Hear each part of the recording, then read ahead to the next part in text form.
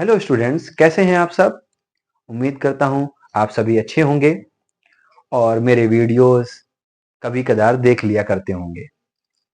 आज मैं आपके लिए विश्व का भूगोल में नया टॉपिक लेकर के आया हूं। टॉपिक नेम है जेट स्ट्रीम।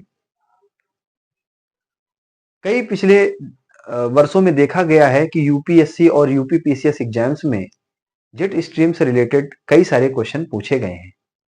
इसीलिए एक खास मकसद भी था कि ये टॉपिक लेकर के आप लोगों के बीच में आया जाए ताकि आपकी तैयारी को और बेहतर बनाया जा सके। मैं सोचता रहता हूं कि किस तरीके के वीडियोस आपके लिए लाऊं ताकि आपकी पढ़ाई बेहतर बना सकूं। मैं ये भी जानता हूं कि मेरे से बहुत अच्छे अच्छे टीचर जो आज ऑनलाइन मार्केट में अच्छे से पढ़ा रहे हैं, बहुत ही तरीके से पढ़ा रहे हैं, उनके पास में डिजिटल टीवीज हैं, डिजिटल स्क्रीन है, उस पर पढ़ा रहे हैं। लेकिन अगर आप देखें, थोड़ा सा गौर फरमाएं, तो उनके जो पढ़ाने का तरीका है वो मॉक टेस्ट कराते हैं। ठीक है, मॉक टेस्ट करना अच्छी बात है, कोई गलत बात नहीं। लेकिन मॉक टेस्ट जब भी आप करें, जब आपको मॉक टेस्ट आप जब भी करें जब आपको सिलेबस तैयारी हो। सिलेबस अगर आपको तैयार है तो आप मॉक टेस्ट करें। जब आपको सिलेबस ही तैयार नहीं तो मॉक टेस्ट करने का क्या मतलब है। क्योंकि किसी भी चीज के बारे में जानकारी अगर नहीं है तो आप प्रश्नों का उत्तर कैसे दे पाएंगे।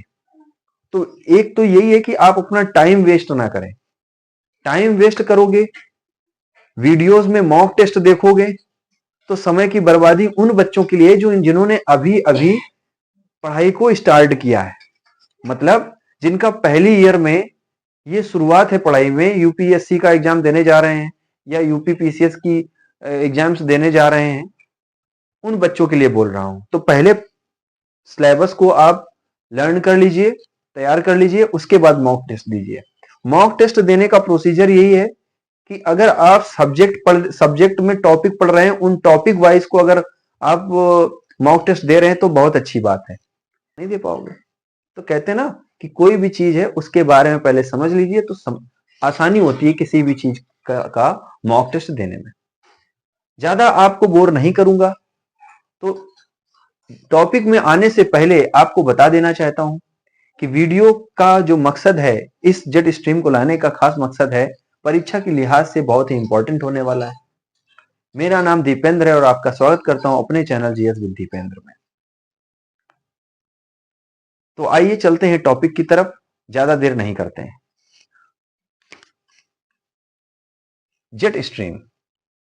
जेट स्ट्रीम क्षोभ मंडल की ऊपरी सीमा में पश्चिम से पूर्व दिशा में प्रवाहित होने वाली परिध्रुवीय यानी कि सरकमपोलर पवन धारा है। पवन धारा यानी कि हवाएं हैं, जिनको हम बोल सकते हैं ये पवन धाराएं हैं। कैसी पवन धाराएं हैं, आप बिल्कुल इसको तरीके से समझिए, पॉइंट टू पॉइंट समझिए। पेन और पेपर ले लीजिए, पॉइंट वाइज इसके नोट्स बना डालिए। तो जेट स्ट्रीम में अगर आप देखें तो जेट स्ट्रीम क्षोभ मंडल की ऊपरी सीमा में पश्चिम से पूर्व दिशा में प्रवाहित होने वाली परिध्रुवीय पवन धारा है। सामान्यतः जेट स्ट्रीम की जो लंबाई होती है वो हजारों किलोमीटर की लंबाई होती है और चौड़ाई सैकड़ों किलोमीटर में होती है। इसका मार्ग नदी की तरह सर्पीला, जिसको विसर्पित एवं लहरदार कहते हैं, होता है, जिसे रौसबी धारा भी कहते हैं। इसी कारण से इसे स्ट्रीम कहा जाता है। जेट स्ट्रीम की गति पर मौसम का स्पष्ट प्रभाव होता है। फलतः ग्रीष्म ऋतु की तुलना में शीत ऋतु में इसकी गति प्रबल होती है। तो जेट स्ट्रीम की जो परिभाषा थी उसको आपने समझ लिया है। जेट स्ट्रीम एक ऐसी स्ट्रीम है जो क्षोभ मंडल के सबसे ऊपरी हिस्से से पूर्व से पश्चिम की ओर प्रवाहित होने वाली एक पवन धारा है। ठीक है, जिसको हम परिध्रुवीय पवन धारा भी कहते हैं, सरकमपोलर पवन धारा बोली जाती है। ठीक है, इसके बाद अगर बात करें तो यहां पर बात आती है कि सामान्यतः जो जेट स्ट्रीम होती है इनकी लंबाई हजारों किलोमीटर तक की होती है, जबकि इनकी चौड़ाई सैकड़ों किलोमीटर तक मापी जाती है, इसीलिए इसको स्ट्रीम कहा जाता है। ठीक है, इसीलिए इसको क्या कहा जाता है? स्ट्रीम कहा जाता है। अगर हम इसको थोड़ा सा और समझें, इसको हम दूसरे नाम से भी जानते हैं, इसको रोसबी धारा भी कहते हैं, इसी कारण से इसे स्ट्रीम भी कहा जाता है। जेट स्ट्रीम की गति पर मौसम का स्पष्ट प्रभाव पड़ता है। जेट स्ट्रीम की जो जो प्रभाव होता है वो मौसम पर भी पड़ता है। जैसे कि अगर हम ग्रीष्म ऋतु और शीत ऋतु में अंतर मापें, तो ग्रीष्म ऋतु से शीत ऋतु में इनकी जो प्रबलता है वो ज्यादा मापी जाती है। आगे समझते हैं। जेट स्ट्रीम धाराएं 4 चरणों के एक चक्र में चलती हैं, जिसे सूचक चक्र यानी कि इंडेक्स साइकिल कहा जाता है। क्या कहा जाता है? इंडेक्स साइकिल भी कहते हैं। जेट स्ट्रीम के प्रकार। स्थिति के अनुसार वायुमंडल में 5 जेट स्ट्रीम धाराएं प्रवाहित होती हैं। स्थिति के अनुसार 5 जेट स्ट्रीम धाराएं प्रवाहित होती हैं। नंबर 1, ध्रुवीय रात्रि जेट। ध्रुवीय रात्रि जेट ये कैसी धाराएं हैं? यह धारा समताप मंडल की निचली परतों में ध्रुवीय भागों में प्रवाहित होती है। यह धारा समताप मंडल की निचली परतों में, कौन सी परतों में? निचली परतों में ध्रुवीय भागों में प्रवाहित होती है। यानी कि ये जो ध्रुवीय रात्रि जेट है, समताप मंडल का जो निचला हिस्सा है उनके ध्रुवीय भागों में ये प्रवाहित होती है। ध्रुवीय सीमाग्र जेट ये कैसा है? ये कैसी धारा है? मध्य अक्षांशों में बहने वाली यह जेट 3000 मीटर से अधिक ऊंचाई पर पूर्व से पश्चिम दिशा में प्रवाहित होती है। कौन सी दिशा में प्रवाहित होती है? पूर्व से पश्चिम दिशा में प्रवाहित होती है। पर किस मंडल में? ये आपका मध्य अक्षांशों की बात हो रही। मध्य अक्षांशों में बहने वाली यह जेट 3000 मीटर से अधिक ऊंचाई पर पूर्व से पश्चिम दिशा में प्रवाहित होती है। नंबर 3, उपोष्ण। उपोष्ण का मतलब होता है उप प्लस उष्ण, जहां पर गर्मियां पाई जाती हैं पर वहां पर सर्दियां भी होती हैं। तो उपोष्ण कटिबंधीय पश्चिमी जेट, इस जेट का प्रवाह 20 डिग्री से 35 डिग्री अक्षांशों के मध्य मुख्यतः परिध्रुवी क्षेत्र में पूर्व से पश्चिम दिशा में होता है। उष्ण कटिबंधीय पूर्वी जेट। उष्ण कटिबंधीय पूर्वी जेट तिब्बत पठार के गर्म होने के कारण, तिब्बत पठार के गर्म होने के कारण 8 डिग्री से 35 डिग्री अक्षांशों के मध्य निर्मित पूर्व से पश्चिम दिशा में प्रवाहित होने वाली यह जेट मौसमी जेट के नाम से जानी जाती है। अगर आप मौसमी जेट के बारे में बात कर रहे हैं तो कौन सी जेट होगी? उष्ण कटिबंधीय पूर्वी जेट। ठीक है, इसका जो फैक्ट, कारण, सत्य दिया है वो क्या दिया है? तिब्बत पठार के गर्म होने के कारण 8 डिग्री से 35 डिग्री अक्षांशों के मध्य निर्मित पूर्वी पश्चिम दिशा में प्रवाहित होने वाली यह जेट मौसमी जेट के नाम से जानी जाती है। स्थानीय जेट स्ट्रीम, इसका आविर्भाव यानी इमरजेंस, इमरजेंस का मतलब होता है उद्भव, है ना। आविर्भाव स्थानीय तापीय एवं गतिकीय दशाओं के कारण कुछ खास स्थानों में होता है। इसका महत्व मात्र स्थानीय होता है। स्थानीय यानी कि प्लेस टू प्लेस, स्थानीय। ठीक है।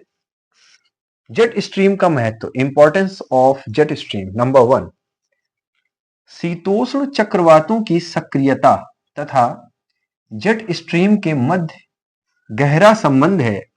देखिए बहुत ही अच्छी बात बोली गई है। शीतोष्ण चक्रवातों यानी कि शीत प्लस उष्ण में आने वाले जो चक्रवात होते हैं उनको शीतोष्ण चक्रवातों या शीतोष्ण चक्रवात कहते हैं। शीतोष्ण चक्रवातों की सक्रियता यानी कि एक्टिवनेस एवं जेट स्ट्रीम के मध्य गहरा संबंध है। जब धरातलीय शीतोष्ण चक्रवातों के ऊपर क्षोभ मंडल में जेट स्ट्रीम का प्रभाव स्थापित होता है तो इससे चक्रवात अधिक प्रबल एवं तूफानी हो जाता है और सामान्य से अधिक वर्षा होती है। बहुत ही इंपॉर्टेंट बात है। पेन और पेपर लेकर अगर बैठे हैं तो इस पॉइंट को आप नोट कर सकते हैं कि जेट स्ट्रीम का महत्व क्या है, इसकी महत्ता क्या है। जेट स्ट्रीम और शीतोष्ण चक्रवातों के बीच में किस प्रकार का संबंध है? गहरा संबंध माना जाता है तथा धरातली शीतोष्ण चक्रवातों के ऊपर क्षोभ मंडल में जेट स्ट्रीम का प्रभाव स्थापित होता है, तो इससे चक्रवात अधिक प्रबल एवं तूफानी हो जाते हैं। ठीक है, और इसके कारण सामान्य से अधिक वर्षा होती है। नंबर 2, जेट स्ट्रीम के कारण धरातल पर चक्रवातों तथा प्रतिचक्रवातों, चक्रवातों प्रतिचक्रवातों, चक्रवातों की बात है जो आने वाले हैं, प्रतिचक्रवातों मतलब उसके विपरीत जाने वाले हैं, के स्वरूप में परिवर्तन की संभावना स्पष्ट हो जाती है, जिसका प्रभाव स्थानीय मौसम में उतार चढ़ाव, बाढ़, सूखा के रूप में दिखाई देता है। कहने का मतलब है कि जब चक्रवात आते हैं या चक्रवातों के विपरीत प्रतिचक्रवात उत्पन्न होते हैं, तो स्थानीय मौसम में परिवर्तन होता है, या तो बाढ़ आती है या फिर सूखा हो जाता है। दोनों स्थितियां स्पष्ट हो जाती हैं, यही बात बोली जा रही है। ठीक है। नंबर 2, दक्षिणी एशिया के मानसून पर जेट स्ट्रीम का महत्वपूर्ण प्रभाव होता है। अगर हम दक्षिण एशिया के बारे में बात करें तो दक्षिण एशिया में भारत आता है, चाइना आती है, तो ये जो कंट्रीज हैं, श्रीलंका है, पाकिस्तान है, अफगानिस्तान है, ये आपके दक्षिण एशिया में आते हैं। इनमें अगर देखें तो उनके मानसून पर जेट स्ट्रीम का महत्वपूर्ण प्रभाव होता है। वस्तुतः उष्ण कटिबंधीय मानसूनी वर्षा को जेट स्ट्रीम प्रभावित करती है, जिससे भारत जैसे देशों में सूखा या बाढ़ की स्थिति पैदा हो जाती है या उत्पन्न हो जाती है। देखिए, 2 बातों में आपने ये समझ लिया, या 3 बातों में आपने ये समझ लिया कि जेट स्ट्रीम का महत्व कितना बड़ा है। जेट स्ट्रीम एक ऐसी धाराएं यानी पवनें होती हैं जो किसी भी स्थान के मौसम को परिवर्तन करने में सहायक होती हैं। चक्रवात के आने पर, चक्रवात के जाने पर स्थानीय मौसम में जो परिवर्तन होता है उसमें बाढ़ जैसी स्थितियां पैदा हो सकती हैं, सूखे जैसी स्थितियां उत्पन्न हो सकती हैं, इत्यादि ऐसी घटनाएं हो सकती हैं जिनसे जनमानस को खुशियां और दुख दोनों ही हो सकता है। खुशियां मतलब जब कहते हैं कि नॉर्मल बारिश हो जाए तो खुशियां हैं, लेकिन नॉर्मल से ज्यादा बारिश हो जाए, बाढ़ आ जाए, तो फिर दुखों में तब्दील हो जाती है, ये एक प्राकृतिक आपदा के रूप में बदल जाती है। तो इस तरीके के वर्षण देखा जाता है। शीतोष्ण चक्रवातों की सक्रियता तथा जेट स्ट्रीम के मध्य गहरा संबंध पाया जाता है। जब धरातली शीतोष्ण चक्रवातों में ऊपर जब जाते हैं क्षोभ मंडल में, तो क्षोभ मंडल में जेट स्ट्रीम का प्रभाव स्थापित होता है, और जिसकी वजह से क्या होता है कि चक्रवात अधिक प्रबल होते हैं और तूफानी हो जाते हैं, और इस वजह से मानसून जो होता है वो सामान्य से अधिक वर्षा करता है, बाढ़ जैसी स्थितियां पैदा हो जाती हैं या बाढ़ जैसी स्थितियां पैदा करता है। नंबर 2 की बात करें कि जेट स्ट्रीम के कारण धरातल पर चक्रवातों या प्रतिचक्रवातों के स्वरूप में परिवर्तन की संभावना उत्पन्न हो जाती है, और इस संभावना के उत्पन्न होने से स्थानीय मौसम में परिवर्तन आता है, जिसमें बाढ़ और सूखा की स्थितियां पैदा हो जाती हैं। दक्षिणी एशिया के मानसून पर जेट स्ट्रीम का गहरा प्रभाव देखा जाता है, महत्वपूर्ण प्रभाव होता है। वस्तुतः उष्णकटिबंधीय जो रीजियंस हैं, क्षेत्र हैं, उनमें मानसूनी वर्षा को जेट स्ट्रीम प्रभावित करती है, जिससे भारत जैसे देशों में सूखा या बाढ़ की स्थितियां उत्पन्न हो जाती हैं, पैदा हो जाती हैं। वैश्विक तापमान में वृद्धि के स्तर के चलते और बढ़ते अल नीनो के प्रभाव से जेट स्ट्रीम मानसून के कमजोर होने का कारण भी बन रही है। अगर आप जेट स्ट्रीम के महत्व को समझें तो यहां पर एक जरूरी बात ये बताएगी कि वैश्विक तापमान अगर आप देखें तो वो धीरे धीरे बढ़ रहा है, वृद्धि के स्तर पर है, और इस वृद्धि के स्तर में वह सबसे ज्यादा मानसून को प्रभावित कर रही है जेट स्ट्रीम। और कैसे कि अल नीनो एक ऐसा प्रोसेस है जिसके प्रभाव से जेट स्ट्रीम मानसून को कमजोर होने का कारण भी बन रही है, और इस वजह से क्षेत्रों में बारिश ना हो पाना आदि ये सारी चीजें देखी जाती हैं। कहीं कहीं जहां बारिश नहीं होती थी वहां बारिश देखी गई है। आप ये विश्वास कर लीजिए कि दुबई जैसे देशों में जहां गर्मी पड़ती है वहां आपकी बार बर्फ गिर गई है। तो आप देख रहे हैं कि बदलते इस मौसम में न जाने क्या हो जाए, और इसमें सबसे ज्यादा अगर किन्हीं देशों को सबसे ज्यादा फर्क पड़ता है तो अमेरिका जैसे देशों में, यूरोप जैसे देशों में ज्यादा फर्क देखने को मिलेगा। यदि आप अध्ययन कर रहे हैं तो इस पर भी अध्ययन करिए कि वैश्विक स्तर पर बढ़ने वाला जो गर्मी है, जो मानसून प्रतिदिन बढ़ रहा है, गर्म हो रहा है, उसका सबसे ज्यादा प्रभाव किन देशों पर है, तो आप देख सकते हैं। नंबर 5, जेट स्ट्रीम की वजह से स्ट्रीम में वायु के लंबवत संचार से क्षोभ मंडल तथा समताप मंडल में वायु का तीव्रता से मिश्रण होता है, जिससे मानव जनित प्रदूषक क्षोभ मंडल से समताप मंडल में पहुंच जाते हैं। इससे होता क्या है, लेकिन CFCs जैसे तत्व ऊपर पहुंचकर ओजोन परत को नष्ट करने लगते हैं। देखिए क्या है CFCs, यानी कि कार्बन क्लोरोफ्लोरोकार्बन होती है। ये एक प्रकार की गैस है जो ओजोन परत को नष्ट करने का काम कर रही है। इसलिए कार्बन की मात्रा को कैसे कम किया जाए, इस पर कई सारे सरकारें दिन प्रतिदिन लगातार सोच रही हैं। अलग अलग मंचों पर जाकर के प्रधानमंत्री मोदी जी ने कार्बन के उत्सर्जन को कम करने के लिए कई सारे ऐलान किए हैं, जिससे कि, क्योंकि कहते हैं ना, कार्बन की मात्रा जितनी ज्यादा अधिकता होगी, कार्बन हमारे लिए बहुत जरूरी है, पहले तो आप ये समझ लीजिए, कार्बन हमारे लिए बहुत जरूरी है, यानी उतना आवश्यक है जिसमें सामान्य तापमान बना रहे, यानी पृथ्वी में रहने वाले जीवों के लिए सामान्य तापमान बना रहे, उतना ही कार्बन हमारे लिए आवश्यक है। लेकिन ये सामान्य से जब अधिकतम हो जाएगा या अधिकता इसकी हो रही है, तो पृथ्वी का तापमान बढ़ जाएगा, जिसकी वजह से समुद्र में रहने वाले जीव हैं या जमीन पर रहने वाले जानवर हैं, हवा में रहने वाले जो पक्षी हैं, ऐसे कई सारे प्रजातियां हैं जो नष्ट हो रही हैं, विलीन हो रही हैं, ये बढ़ते हुए तापमान में। और ज्यादा समय नहीं लगेगा जब ह्यूमंस पर भी इसका असर देखने को मिलेगा, हालांकि कहीं कहीं देखने को मिल भी रहा है। तो आज का ये जो टॉपिक था, इसमें मैंने आपको जेट स्ट्रीम के बारे में समझाया। अब इनसे जुड़े हुए कुछ प्रश्न हैं, उनको पढ़ लेते हैं।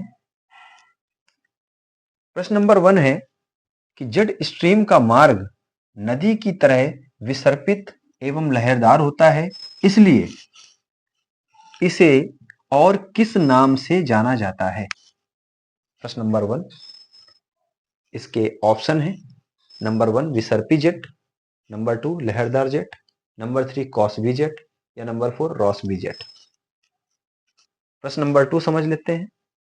प्रश्न नंबर 2, यह धारा समताप मंडल की निचली परतों में ध्रुवीय भागों में प्रवाहित होती है, इसलिए इसको किस धारा के नाम से जानते हैं?